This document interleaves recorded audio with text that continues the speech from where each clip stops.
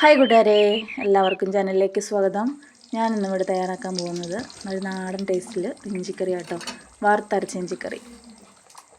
അപ്പോൾ അതിന് വേണ്ടുന്ന എന്തൊക്കെയാണെന്ന് നമുക്ക് നോക്കാം. ഞാനിവിടെ എടുത്തേക്കുന്നത് 1/2 കിലോ ഇഞ്ചി ആട്ടോ. അത് കഴുകി കഴുകി അരിഞ്ഞ് എടുക്കാം കേട്ടോ. റൗണ്ടിൽ വട്ടത്തിൽ അരിഞ്ഞെടുക്കണേ. പിന്നെ ഇവിടെ ഒരു 3 കുഞ്ഞ് തേങ്ങ എടുത്തേക്കുന്നത്. അതൊന്ന് ചിരികെ എടുത്തിട്ട് വരാം. ഞാനിവിടെ അരിഞ്ഞ് മിക്സിയിൽ അടിച്ചെടുത്ത കേട്ടോ. അപ്പോൾ അതുകൊണ്ട് പെട്ടെന്ന് മൂക്കും. പിന്നെ കുറച്ച് പുളി, നമുക്ക് അതിനാവശ്യമായിട്ടുള്ള പുളി വെള്ളത്തിലിടണേ, പിഴിപുളി.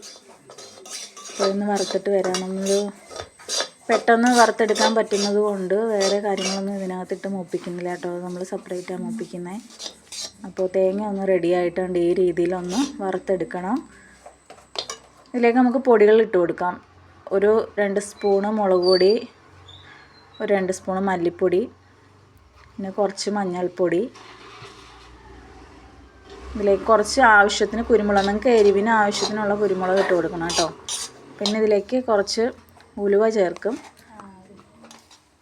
പിന്നെ 2 കായപ്പൊടി ചേർക്കും കേട്ടോ. കായപ്പൊടി ഇല്ലാത്തതുകൊണ്ട് 2 ഇച്ചിരി കായക്കട്ട ഇട്ട് കൊടുത്തിട്ടുണ്ട്. പിന്നെ ഇതിലേക്ക് കാശ്മീരി മുളക് പൊടിയും കൂടി ചേർക്കും കേട്ടോ.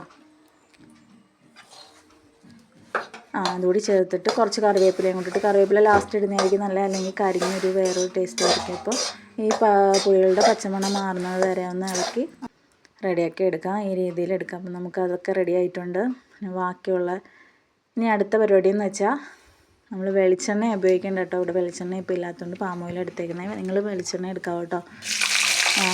അരിഞ്ഞ് വെച്ചേക്കുന്ന ഇഞ്ചിയെല്ലാം നല്ലതുപോലെ മൂപ്പിച്ചൊരു ചുവന്ന നിറം ആവുന്നത് വരെ മൂപ്പിച്ച് എടുക്കാവുന്നതാണ്. കുറേശ്ശെ ഇട്ടാൽ മതിയോ, തന്നെ ഇടണോ? എല്ലാം കൂടി ഇട്ട് വറക്കണ്ട. എൻ്റെ വീട്ടിൽ വെച്ചാൽ ഞാൻ ചെയ്ത കേട്ടോ. മമ്മി ഉണ്ടായിരുന്നു, മമ്മിയാണ് സഹായത്തിന്.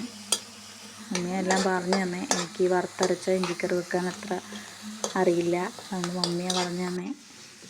അപ്പോൾ നമ്മുടെ ഇഞ്ചിയുടെ മൂപ്പൊക്കെ കറക്റ്റ് ആയിട്ടുണ്ട്. ഈ രീതിയിൽ നമുക്ക് ബാക്കിയുള്ള ഇഞ്ചികളും എല്ലാം കൂടി മൂപ്പിച്ചെടുക്കാം. ഓക്കെ, ഇപ്പോൾ ഇഞ്ചിയെല്ലാം മൂപ്പിച്ചെടുത്തിട്ടുണ്ട്. ഇതിനകത്തോട്ട് ചെറിയുള്ളി ചെറുതായിട്ട് അരിഞ്ഞിട്ട് അത് മൂപ്പിച്ചിടും. സാധാരണ തേങ്ങയിലിട്ട് വറുത്തെടുക്കുകയാണ് ചെയ്യുന്നത്. ഇവിടെ തേങ്ങ മിക്സിയിലിട്ട് പൊടിച്ചെടുത്തതുകൊണ്ട് പെട്ടെന്ന് മൂത്ത് വരും. അതുകൊണ്ട് ഈ ഉള്ളി അതിനകത്തിട്ട് കഴിഞ്ഞാൽ മൂക്കത്തില്ല. അതുകൊണ്ടാണ് സെപ്പറേറ്റ് ആയിട്ട് ഇട്ട് മൂപ്പിച്ചെടുക്കുന്നത്. അപ്പോൾ ഇഞ്ചി വറുത്തെടുത്ത എണ്ണയിൽ തന്നെ ഈ ഉള്ളിയും വറുക്കാണ്ട് ഈ പരുവാവുന്നത് വരെ വറുത്ത് അതും കോരി മാറ്റാം കേട്ടോ. ഇത് ഇഞ്ചിയുടെ കൂടെ ഇട്ട് പൊടിക്കണം. ഇഞ്ചിയും ഈ ചെറിയ ഉള്ളിയും കൂടെ പൊടിക്കണം. അപ്പം പൊടിക്കാനും അരയ്ക്കാനും ഉള്ളതൊക്കെ റെഡി ആയിട്ടുണ്ട്. നമുക്ക് തേങ്ങയെല്ലാം അരച്ചെടുക്കണം. ഈ ഇഞ്ചി ഉള്ളിയും ചെറുതായിട്ടൊന്ന് പൊടിച്ചെടുക്കണം കേട്ടോ. ഇഞ്ചി ഉള്ളിയും വെള്ളം ചേർത്ത് അരയ്ക്കേണ്ട ആവശ്യമില്ല. അപ്പോൾ അത് മിക്സഡ് ജാറിലിട്ട് പൊടിച്ച് ആദ്യം വെള്ളം ഒഴിക്കാതെ ഇങ്ങനെ അരച്ച് ആ എണ്ണയൊക്കെ തെളിഞ്ഞ് വരുന്നിട്ട് പിന്നെ വെള്ളം ഒഴിക്കുമ്പം നല്ലതുപോലെ അരയും കേട്ടോ. ഈ രീതിയിൽ കുഴമ്പ് രൂപത്തിൽ അരഞ്ഞ് കിട്ടും. അപ്പോൾ അതെല്ലാം നമുക്ക് ആ ചട്ടി തന്നെ അടുപ്പയിൽ വെച്ചിട്ട് ഈ അരച്ചെടുക്കുന്ന എല്ലാം ആ ചട്ടിയിലോട്ട് ഒഴിച്ചു കൊടുക്കാം.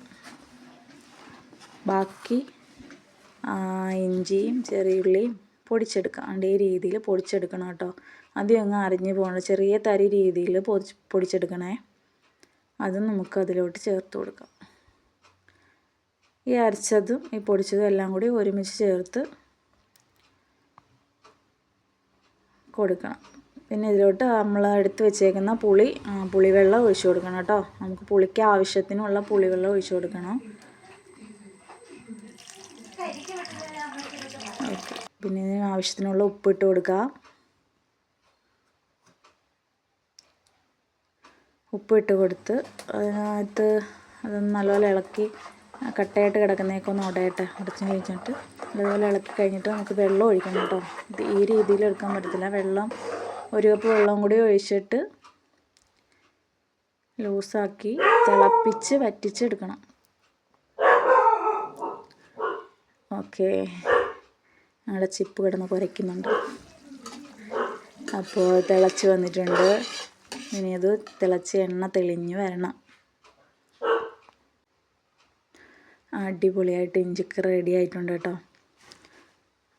എണ്ണയൊക്കെ തെളിഞ്ഞ് വന്നിട്ടുണ്ട്. ഈ സമയത്ത് നമുക്ക് ഉപ്പും പുളിയൊക്കെ നോക്കിയിട്ട് ആവശ്യമുണ്ടെങ്കിൽ കുറച്ചുകൂടി ചേർത്ത് കൊടുക്കാം കേട്ടോ. പിന്നെ ആ എണ്ണ ബാക്കി വന്നതിൽ കുറച്ച് മാറ്റി വെച്ചിട്ടുണ്ടായിരുന്നു. അതിലേക്ക് കുറച്ച് കടുക് ഇട്ട് പൊട്ടിച്ചിട്ട് വറ്റൽ മുളകും കറിവേപ്പിലയും ഇട്ട് മൂപ്പിച്ച് അതിലേക്ക് ഒഴിച്ച് കൊടുക്കാം കേട്ടോ. ഓക്കേ, അപ്പോൾ അതും അതിനകത്ത് ഒഴിച്ച് കൊടുത്തിട്ടുണ്ട്. അപ്പോൾ നല്ല സൂപ്പർ ടേസ്റ്റിൽ നല്ല ഇഞ്ചിക്കറി റെഡി ആയിട്ടുണ്ട്. ഇത് അന്ന് തന്നെ ഉപയോഗിക്കരുത് കേട്ടോ, അത് ഒരു ദിവസം വെച്ചിരുന്ന് പിറ്റേന്നേ ഉപയോഗിക്കാവൂ.